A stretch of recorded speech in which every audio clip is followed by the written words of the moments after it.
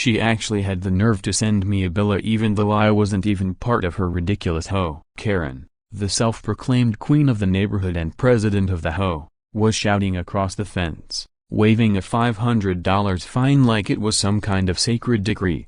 Apparently, my crime was not agreeing to join her little kingdom. The whole street seemed to freeze. She looked so sure she had me backed into a corner. But then, I calmly reached into my pocket and pulled out something she never expected. Her smug expression drained instantly. Her jaw dropped, and so did her phone. For a moment, you could hear a pin drop. She'd just realized she messed with the wrong guy. A broken bar, and this was only the beginning. Where are you watching from? Comment below, because what comes next is the wildest neighborhood takedown you'll hear all year. Music. I was simply trying to water my grandmother's rose bushes when I noticed a bright yellow envelope poking out of the mailbox like a warning sign. You know that uneasy feeling when something looks both official and threatening? That was this. The envelope felt heavy, expensive, and had Maple Ridge Estates Homeowners Association printed in bold letters across the top. My stomach dropped. I already had a gut feeling this wasn't going to be good news. I'd moved back 6 months earlier to help take care of my dad and inherited my grandmother's modest home on Old Maple Street.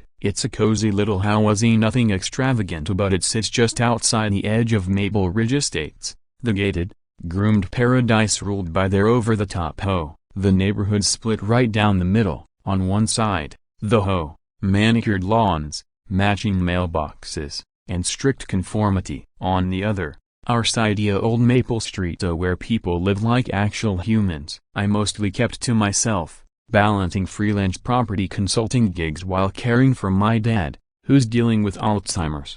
Apparently, minding your own business doesn't cut it anymore. I ripped the envelope open and found what looked like a formal invoice, stamped across the top in bold red ink. $500 violation fine. Beneath that, in cold, robotic font, violation of whole landscaping standards and refusal to join mandatory membership. Payment due in 15 days or legal action will be taken. I read it twice, then a third time. It had to be a mistake. My home wasn't part of their HOA. I had the deed, the property survey, all the legal paperwork proving this house had been built back in 1952, long before Maple Ridge Estates ever existed. That's when I heard her voice. That unmistakable tone that makes your spine tighten, like nails on a chalkboard, mixed with the overconfidence of someone who's never been told number. I see you got my notice, the voice said. Standing by my fence was a woman who could have been plucked straight out of a reality show. It had to be Delilah Blackwood. Her blonde hair was styled like it cost a fortune.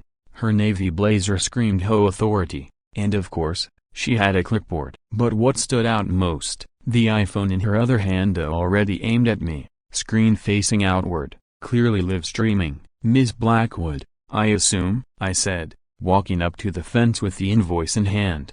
There's been a misunderstanding. This house isn't under your HOA. She gave me a smile that didn't touch her eyes, the kind predators flash before they go in for the kill. Oh, Marcus, there's no misunderstanding, she replied. Your property affects ours. The state of your yard, your lack of adherence to community standards, it all brings down our home values. You'll follow our rules or deal with the consequences. I just stared at her, stunned by her audacity. With all due respect, ma'am, I said, keeping calm, I'm not part of your HOA. This house was built 30 years before your development even existed. I have no obligation to follow your regulations. She raised her phone higher and began speaking directly into the camera. And this is what I've been talking about, folks. A non-compliant neighbor who believes the rules don't apply to him. Look at that lawn, the overgrown garden. He's dragging down the entire neighborhood. She turned to me, still smiling that sinister grin. This is streaming live on our Maple Ridge Community Watch group with 347 members and growing. I glanced at her screen.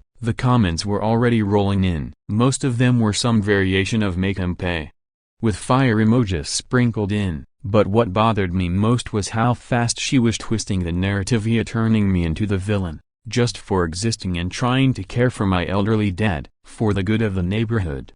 She announced to the camera like she was leading a rally. Across the street, neighbors had begun to gather. I recognized Patricia Wells from 2 doors down and Frank Martinez from the corner. Both were nodding along with her. buying every word. It felt like a trial, but I hadn't done anything wrong. "Look," I said, trying to remain composed, "I get that you care about your community, but legally, you can't enforce anything here. I'm not part of your association. I'm just here to care for my father and live in peace." Her expression changed ever so slightly as something cold and calculating flashed across her face. "We'll see about that," she muttered, then turned to the camera again. "You all saw it, neighbors. Our non-compliant resident thinks he's above the rules, but don't worry, I've got a few ideas on how to deal with this." She ended the stream with a flick of her finger and slipped the phone into her blazer. "You've got 15 days, Marcus," she said sharply. "Pay the fine, join the hole like a good neighbor,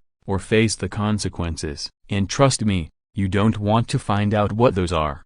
She spun around and walked off, heels clicking like a countdown. Patricia and Frank followed her, throwing judgmental glances over their shoulders. I stood there, holding that ridiculous fine, watching them vanish into their neatly trimmed little kingdom. And deep down, I knew this was just the beginning. I had hoped treason would be enough to end it. But the next morning, when I saw what Delilah had placed in front of my gate, a broken bar, I realized she wasn't backing down. The next morning, I stepped outside to grab the paper and nearly choked on my coffee. Right there in front of my gate, bold as a billboard, stood a huge wooden sign that looked like something out of a medieval punishment display. It had to be at least 4 feet wide and 3 feet tall, painted in glaring red letters you could probably spot from an airplane.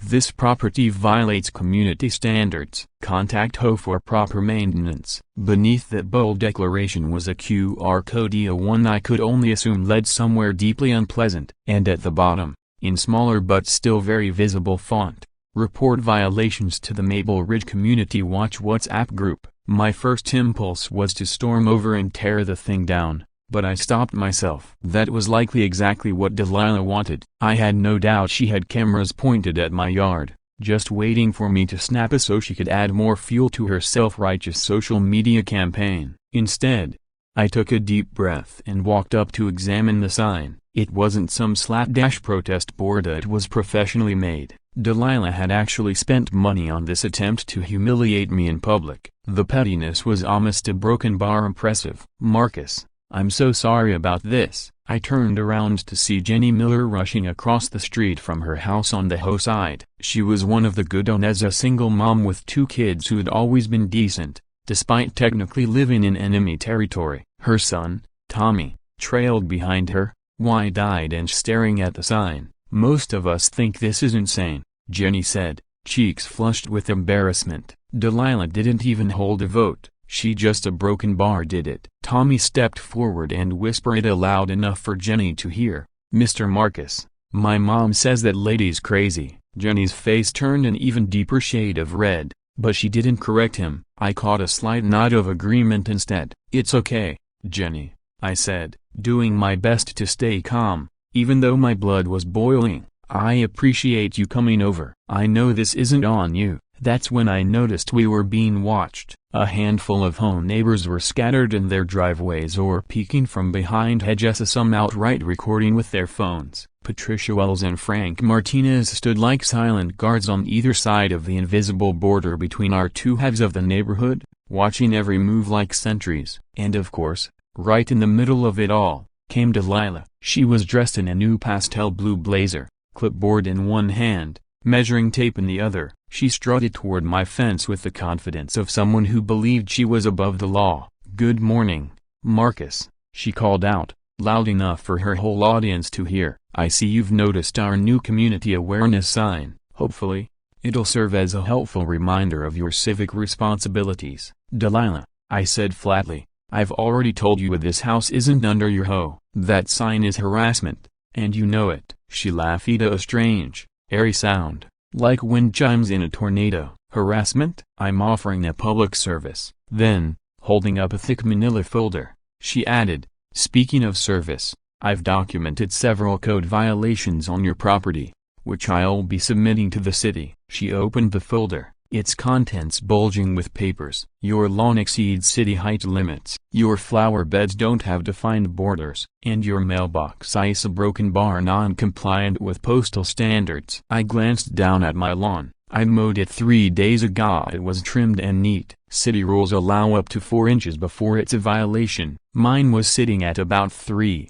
My grass is within code, I said. You can't just invent violations. Oh, but I can measure them, she smirked. Then, right there on the sidewalk, she dropped to her knees, pulled out a ruler, and started measuring individual blades of grass. Patricia, of course, was filming the whole scene. As you can all see, Delilah declared to the phone, his grass is above acceptable levels. 3.7 inches here.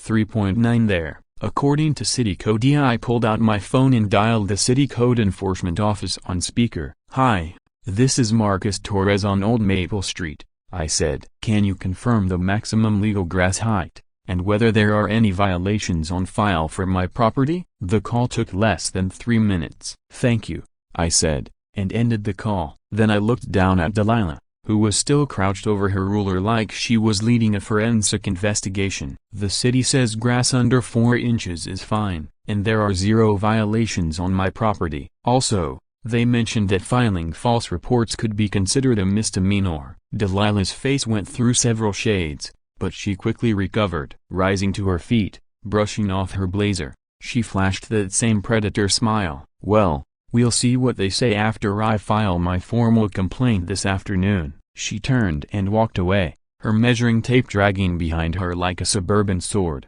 Just then, I noticed Earl Montgomery making his way over from the corner lot. Earl was in his late 60s and had lived here longer than any other than my father. He lived inside the HOA boundaries but always seemed like a man with his own mind. Marcus, he said in a low voice, glancing around cautiously, I need to warn you, Delilah's calling an emergency neighborhood meeting tomorrow night. She wants to rally everyone to vote on excluding you from the community. I'm not sure what that even means legally, but she believes it'll force you out. My stomach dropped. Can she do that? Earl shrugged. Probably not, but that won't stop her from trying, and she's got Patricia and Frank completely on her side. They're spreading her version of the story to anyone who'll listen. As Earl walked away, I stood there, staring at the oversized shame sign Delilah had planted like a territorial flag. The weight of the situation hit me. This wasn't just about HOA nonsense anymore. Delilah was waging a full-blown campaign against me, turning the neighborhood into her personal battleground. Every move she made felt premeditated, as if this war had been in the works for a while. I had hoped she'd get bored and move on to another target eventually, but that evening, when I checked my email and saw her latest threat, a broken bar, I realized the hope was gone. It was time to fight back. When I got back from picking up Dad's prescription, the email was already waiting in my inbox, and the subject line sent a chill through me. Final legal notice, A. Maple Ridge Estates vs. Torres. My hands were trembling as I clicked it open. The message was cold and precise,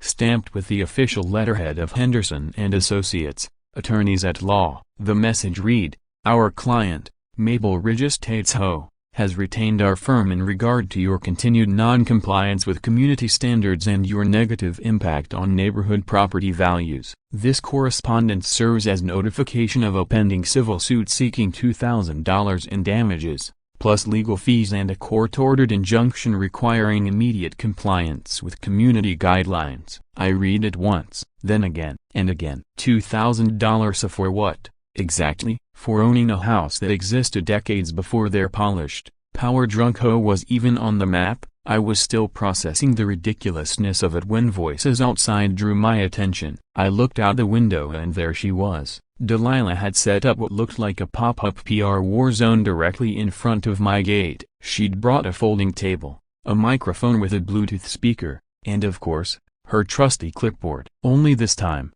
her little stunt had leveled up. Around 20 neighbors had gathered, forming a crowd at her back. Patricia Wells and Frank Martinez stood by her sides like personal security. I even spotted Tommy Miller, phone held high, filming everything with a focus that could put seasoned reporters to shame. At just 12 years old, The kid understood the power of evidence better than most adults. More residents were arriving by the minute, drawn in from both sides of our divided neighborhood like spectators to a local spectacle. This wasn't a conversation anymore. This was a show, a performance. And Delilah? She was center stage. Ladies and gentlemen, neighbors and friends. Her voice boomed through the speaker. We're here today because we face a serious threat to our community. She dramatically gestured toward my house. This man refuses to follow the basic standards that protect our investments. He's ignored every reasonable attempt at negotiation and now he hides behind legal loopholes instead of being a responsible resident. Murmurs of agreement rippled through the crowd. Patricia was practically buzzing with outrage,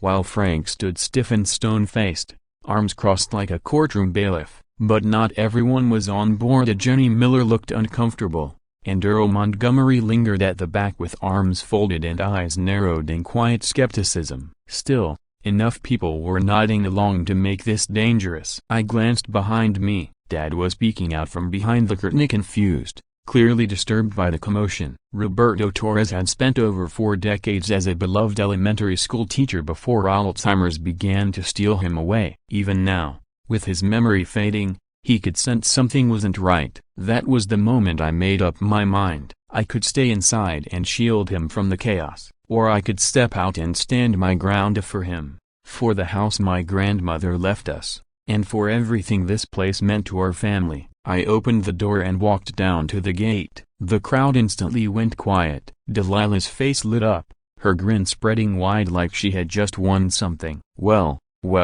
she purred into the mic. Looks like our non-compliant neighbor has decided to grace us with his presence. Marcus, care to explain why you think the rules don't apply to you? I didn't flinch. Delilah, before we continue this public circus, I'd like to see credentials. I raised my phone with her email open. You mentioned legal representation. Is your attorney present to validate the lawsuit you're threatening me with? Delilah hesitated, and for the first time, her smile flickered. She glanced at Patricia and Frank, looking for backup. My attorney prefers to operate discreetly, she said at last. Legal professionals don't usually attend neighborhood discussions. How convenient, I said, loud enough for the entire crowd to hear. A few scattered chuckles followed. So, you're threatening civil action but no actual lawyer is here to back you up. Interesting. I reached into my pocket slowly, deliberately. The crowd leaned forward as I pulled out my wallet and removed a worn leather case, the kind federal agents and inspectors carry. I flipped it open and held it up. California State Property Inspector, a retired, 22 years investigating property fraud, land disputes, and illegal HOA enforcement, I said clearly. The reaction was instantaneous. Patricia took a literal step back. Frank's arms uncrossed. The crowd started murmuring again, this time not with support for Delilah, but in stunned curiosity. Even young Tommy's jaw dropped as he kept filming. But the best part? Delilah's expression cracked wide open, her confidence evaporating as her eyes darted from the badge to the audience and back. Within seconds, her cool poise dissolved into frantic denial. That doesn't matter, she stammered, her voice suddenly shaky. You still have to follow community standards. Oh, it matters, I interrupted, closing the badge case and returning it to my wallet. Because I've been quietly documenting everything. Your misuse of HOA funds for personal legal threats, your harassment of non-members, your repeated attempts to overextend HOA authority onto private, exempt properties. I paused and looked straight at her. And first thing tomorrow, I'll be submitting a formal complaint to the state regulatory board. From behind me, Tommy whispered aloud enough for everyone to hear, Mom, is he like a superhero? Jenny went beet red, shushing him quickly, though I caught her smiling. The crowd began to thin out. Patricia and Frank backed away like Delilah was contagious. And suddenly, the self-declared Queen of Maple Ridge stood alone, clutching her mic, realizing she'd brought a knife to a gunfight. I had hoped revealing my background would make her back off a broken bar, maybe even rethink this whole vendetta, but I was about to learn.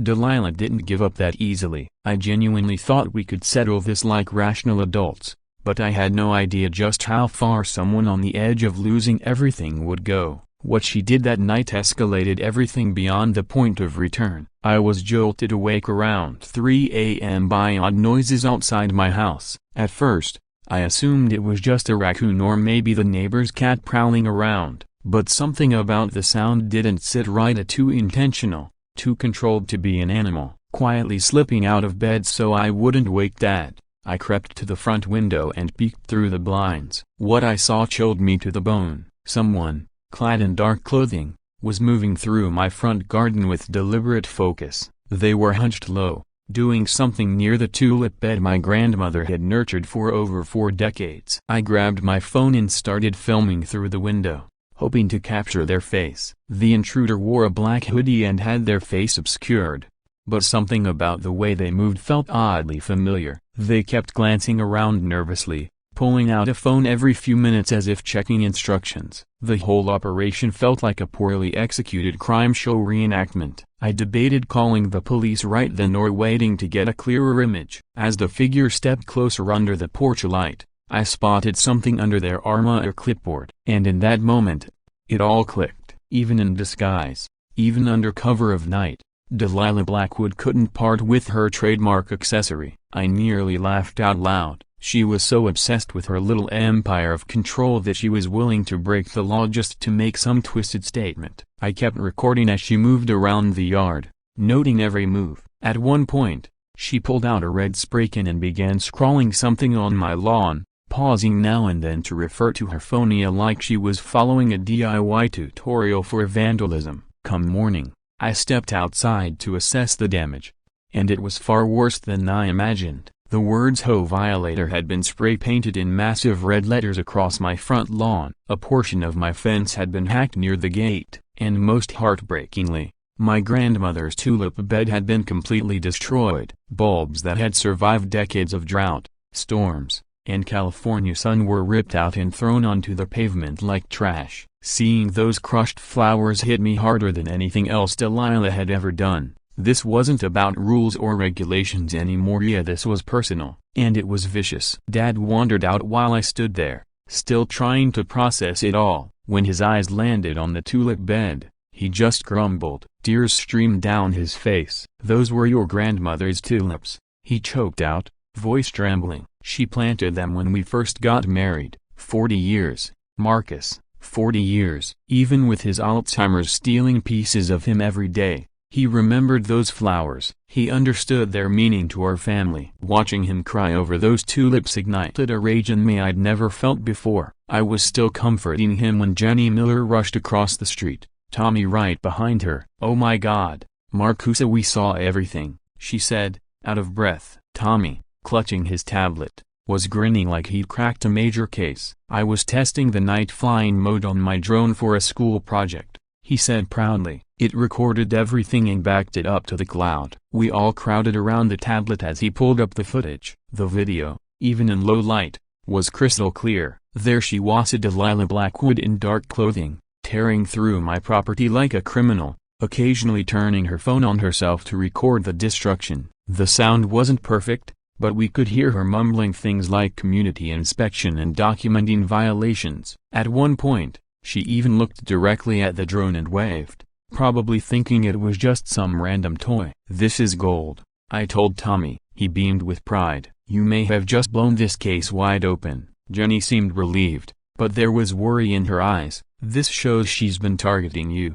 Marcus. But I'm scared about what she's planning next. She's been calling HOA emergency meetings almost every other day. Patricia and Frank are completely convinced you're some kind of danger to the neighborhood." I called the police from my yard, standing beside the ruined tulips, drone footage ready as evidence. The officer who showed up was professional and efficient, photographing the damage and watching the video closely. "This is a textbook case of vandalism and trespassing," he said, tapping notes into his tablet. "We'll file a report and follow up with the suspect." Honestly, it's rare to have such solid evidence. Usually, it's all just hearsay in cases like this. But Delilah wasn't done yet. Around noon, a sleek black sedan pulled up in front of my home. Out stepped a sharply dressed man with a briefcase and an air of legal confidence. He walked up to my door like he'd done this 100 times before and handed me a business card. "Marcus Torres, he said. "I'm James Henderson of Henderson and Associates. I represent the Maple Ridge Estates HOA in their legal complaint against you for harassment and intimidation of board members." So, the lawyer was real after all. Delilah had escalated things from petty games to full-blown legal warfare. Henderson explained that the HOA was accusing me of using my past role as a state inspector to bully and threaten elected officials. They were seeking an injunction to block me from further harassment. The irony was staggering. There I was, standing in a vandalized yard next to my trashed garden, accused of harassing the very woman who just trashed my property in the dead of night. But I had something on my side: evidence and support. Neighbors like Jenny and Tommy had my back. I had the truth, the law. But what I didn't fully realize yet was just how far Delilah was willing to go. What she had planned for the next home meeting would force everyone in the community to take sides. Maple Ridge was about to go to war. The community center had never witnessed anything quite like this. By the time the clock hit 7 o'clock, every folding chair in the main hall was filled, with people lining the walls and even spilling into the hallway. This wasn't just the regular HOA crowd anymore. Word had spread fast across both sides of the neighborhood, and it felt like the entire community had shown up for what many were calling the showdown. Delilah had transformed the front of the hall into a makeshift courtroom. A massive projection screen stood behind a sleek table piled high with thick legal binders and documents. A full microphone system had been installed, and because of course she even handed out printed programs titled, "Community Standards Emergency Session, Protecting Our Investment." I walked in with Jenny and Tommy Miller beside me, and the buzz of conversation dipped sharply. Heads turned. Some faces showed curiosity, others, unmistakable hostility. Up front sat Patricia Wells and Frank Martinez, Delilah's most loyal followers, glaring at me like I'd personally set fire to the HOA bylaws. Their expressions were thick with the self-righteousness of people convinced they were fighting the good fight. But I also spotted Earl Montgomery near the back, giving me a subtle but supportive nod. Several folks from Old Maple Street were in the crowd as well, as there to back me up. The atmosphere felt tense, split right down the middle, like a local election where every single vote counted. Delilah brought the meeting to order with the kind of flair you'd expect from someone who had practiced every word in the mirror. She wore a sharply tailored navy suit that probably cost more than my monthly mortgage, and her hair was styled into a perfect blend of newscaster chic and suburban alpha queen. She tapped the mic, causing an ear-piercing squealer before launching into what was clearly a rehearsed opening. "Neighbors, friends, and fellow residents," she began, "we're gathered here tonight because our community is under threat. We're facing a situation where one individual refuses to abide by the very standards that safeguard our property values. Someone who believes their past title gives them the authority to intimidate and undermine our elected representatives." She clicked a remote, and the screen behind her lit up with a massive PowerPoint presentation. I counted the slides, a 47 of them, as she breezed through colorful graphs, photos of supposed violations from around the county, and excerpts of legal jargon. It was a slick presentation, neatly color-coded, highly polished, and completely detached from the actual facts. She wasn't presenting a neighborhood disagreement as she was staging a corporate trial. "As you'll notice on slide 32, she said, clicking to a chart, "data shows that properties not kept up to standard can lower neighboring home values by as much as 15%. Now ask yourself, what does that mean for your family's most important investment?" The murmurs began immediately. I could almost hear the mental calculators running as people processed their mortgage numbers. Delilah was smart, I'll give her that. She knew how to tap into people's fears and make them think they were under attack. That's when I stood up. The entire room went still. Every eye turned toward me. "Ms. Blackwood," I said, my voice cutting through the silence without needing the mic, "before you go any further with your slideshow, I think everyone here deserves to see some actual evidence." I walked toward the front with my laptop in hand. "May I use your projector to show the community what really happened last night?" Delilah's confidence faltered for just a second. Her expression tightened, but she couldn't very well refuse me in front of the whole room without looking like she had something to hide. "Of course," she said through clenched teeth, though I'm unsure what relevancy. I didn't let her finish. I connected my laptop to the system, and the screen filled with Tommy's high-definition drone footage. "Everyone, This was recorded at approximately 3 a.m. last night. Gasps rippled through the room as the video played. Delilah was unmistakably visibly even in her black hoodie stalking through my property, pulling out her phone, spray painting my lawn, and violently ripping up the tulip bed my grandmother had planted 40 years ago. Her voice, though faint, was audible, talking about inspections and violations as if she were on some deranged home mission. The reaction was instant. People shouted, some gasped, others muttered angrily. Patricia Wells looked like someone had dumped ice water over her. Frank Martinez just sat there, mouth wide open. Dozens of phones came out as people began recording the footage playing on the big screen. This is insane. Someone yelled from the back, "You've got to be kidding me." Another voice shouted. A few stormed out in disbelief, heads shaking. But I wasn't finished. "As long as we're discussing the protection of our shared investments," I said, switching files, "I think you all deserve to know how your HOA dues have actually been spent." Now the screen showed financial records, bank statements, invoices, expense reports, all linked to Delilah. It was clear. Thousands in HOA funds had been redirected toward luxury purchases, spa packages, designer shopping sprees, and even a personal vacation listed as a leadership retreat. $15,000, I said evenly, all categorized as illegal consulting. Not a single legitimate expense. Outrage swept the room like a firestorm. People shouted over one another. Someone in the second row shouted, "You stole our money." Others demanded audits. The room was on the verge of chaos. Jenny stood up, and slowly the room quieted again. "I moved my family here," she said, voice thick with emotion, "because I believed this was a safe, peaceful neighborhood, a place where my kids could grow up without drama. But what this woman has done here, she's turned our community into a battleground. She's bullied our neighbors, destroyed property, and misused our trust. They were vandalizing property, taking our money, and doing it all under the false banner of protecting the community. That's not leadership, it's tyranny," and I'd had enough. The applause that erupted after my words was deafening. More heads were nodding than I ever anticipated. That's when Tommy Miller, just 12 years old, bless that kid, held up his iPad and called out, "Mr. Marcus,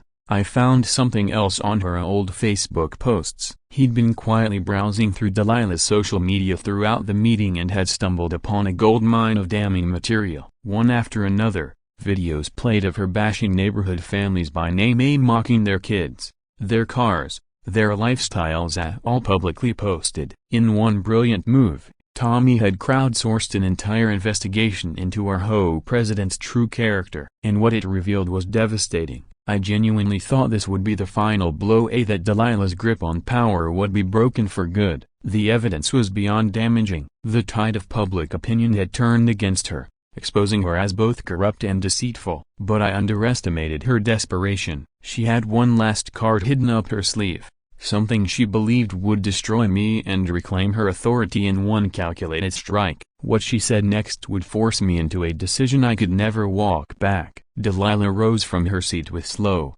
deliberate motion, and I saw something dangerous in her eyes, the kind of volatility you only see in someone completely cornered. She was laid bare in front of everyone, outed as a thief, a liar, and a vandal. And a cornered predator is always the most dangerous kind. Her heels echoed off the linoleum as she approached the mic, each step like the tick of a countdown clock. When she spoke, the sugary tone and fake professionalism were gone. What came out instead was poison wrapped in calculation. "You think you've won, don't you, Marcus?" Her voice sliced through the silence like a shard of glass. "You think uncovering a few shady transactions and some late-night snooping makes you some kind of hero? You don't know who you're dealing with." She turned to the crowd, switching tactics on the fly, ready to detonate her final weapon. "I know things about Marcus Torres," she said, loud and clear, "that would make you all think twice before siding with him. I know about his father's mounting medical debt,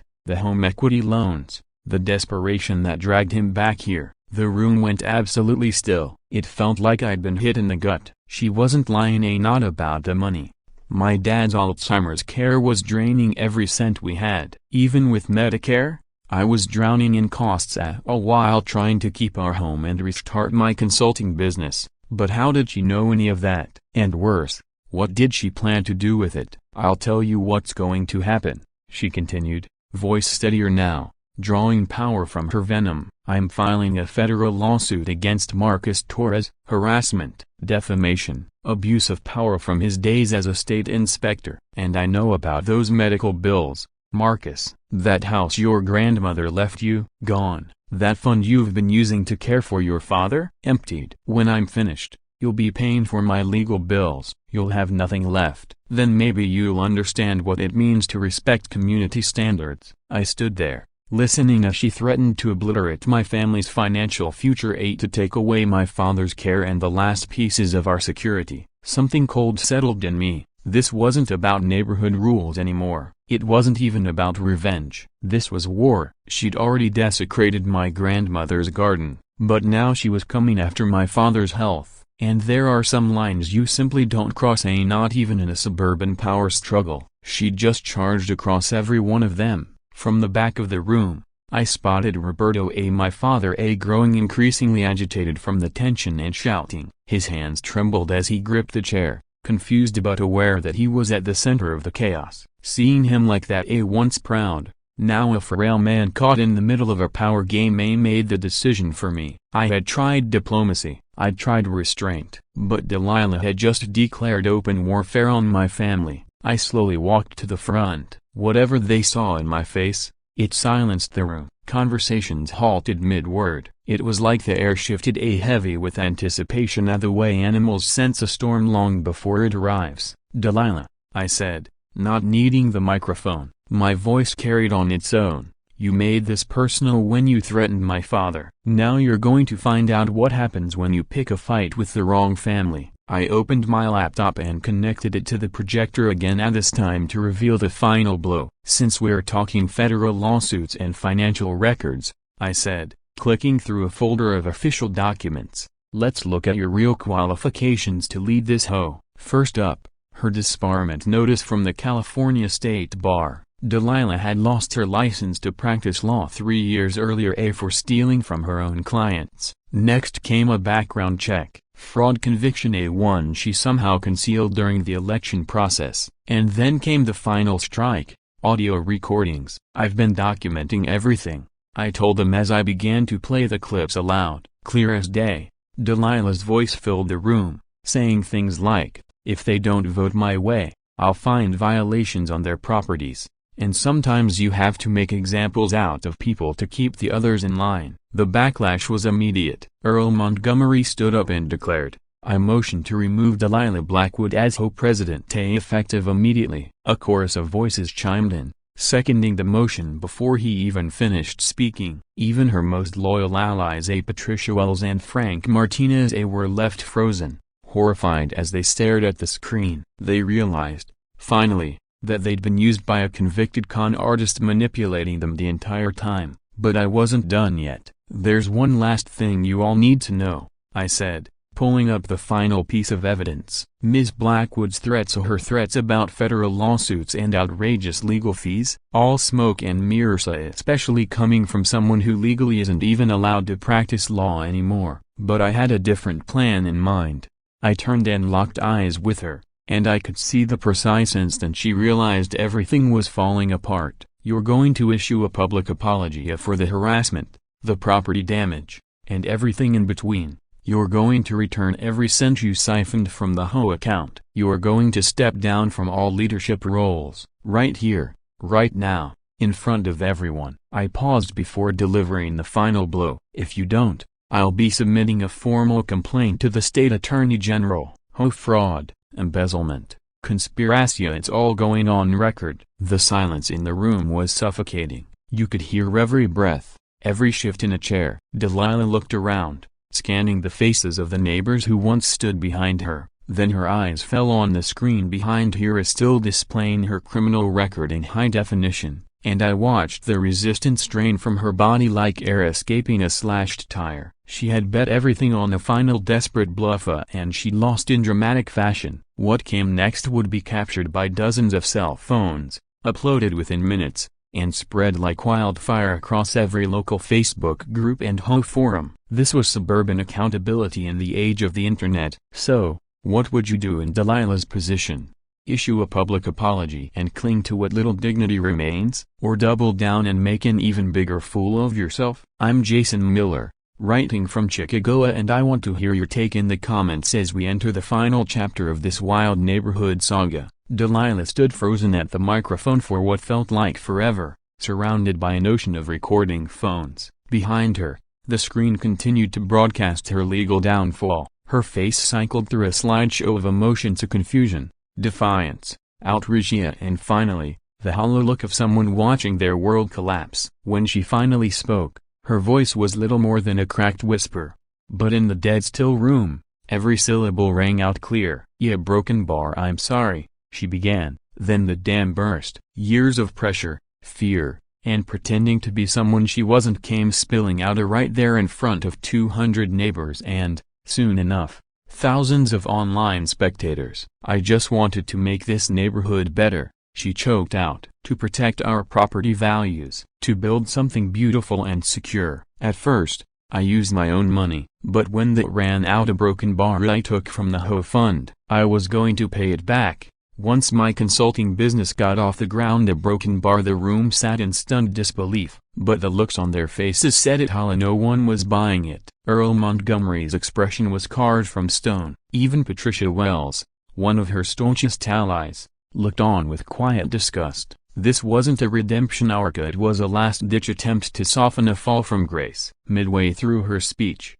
Frank Martinez stood up and walked out without saying a word. A handful of others followed, their expressions heavy with disappointment and betrayal. Delilah kept talking, tears running down her cheeks now. "The vandalism, a broken bar, the threats, a broken bar, the money. I know it was wrong, but I felt like I was losing control of everything I'd built." Her voice cracked again. Marcus represented the breakdown of everything I'd worked to preserve. The idea that one person could just ignore the rules, I couldn't let that happen. I couldn't let one man ruin it all. And that's when Tommy Miller, our neighborhood's unexpected digital detective, called out again from the back. Tommy's voice cut through the silence like a blade.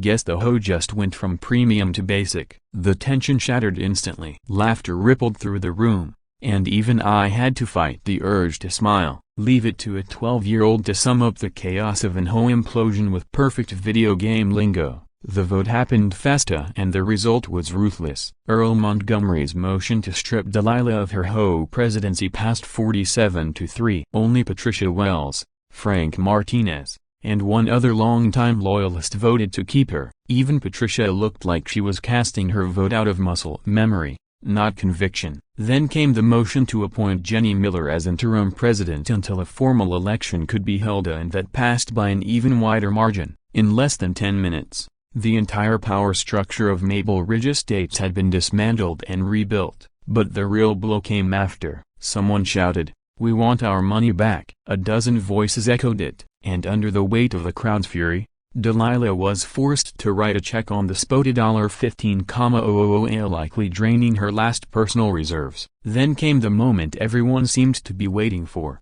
symbolic destruction. She had to walk home, in front of the entire neighborhood, and physically remove the HOA president's nameplate from her door. People stood around filming it, some even live-streaming the event like it was the season finale of a reality show. About an hour later, the police showed up armed with Tommy's drone footage and my formal complaint. Delilah was served with citations for criminal mischief and trespassing, along with a restraining order barring her from coming within 50 feet of my property. Legally, her punishment was light, but socially, she was finished. Within 24 hours, videos of her breakdown had gone viral across TikTok, Facebook, and YouTube. She became an instant example of what happens when petty power spirals out of control. A week later, I sat on my porch with a hot mug of coffee, admiring the tulips Jenny and a few neighbors had helped me plant where my grandmother's garden used to be. Dad was having a good day. He remembered who I was and knew that the scary lady wouldn't be bothering us anymore. The infamous community violation sign had been torn down and replaced with a wooden plaque Tommy crafted at school. It read, "Justice served day 2025, elegant, simple, perfect." Jenny dropped by around noon with fresh cookies. Earl Montgomery followed,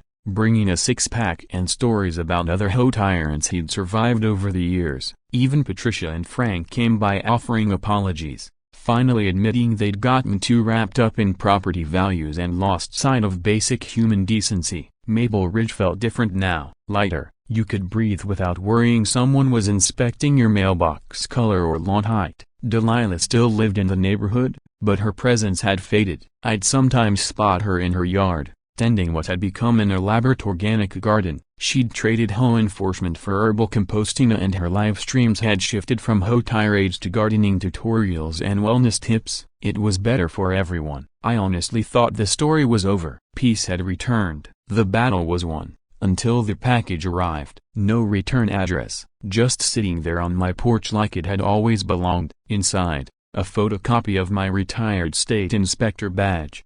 And a handwritten note that chilled me to the bone. "We know who you are. Next round is ours." Someone had been watching, documenting every step of our fight. And now, they were gearing up to launch a new campaign against everything we just rebuilt. The war for Maple Ridge was far from over. Have you ever felt powerless against someone who abuses authority? A boss, an HOA tyrant, a neighbor drunk on control. We all know what it's like to feel cornered. But Marcus's story is proof that when you combine knowledge, evidence, and the courage to act, you can take down the most entrenched bullies. Every twist in this tale was crafted to show how ordinary people can reclaim their peace, their property, and their dignity. If the story resonated with you, if it reminded you of a battle you've fought or inspired you to stand your ground, tap that like button and consider subscribing to Yaw Stories. Thank you for making it through this wild saga with your sanity intact. This is Yaw Stories, brought to you by the editors and crew at Cafe Tilde. Copyright Flow, people who know way too much about HOA drama. We'll see you in the next Suburban Showdown.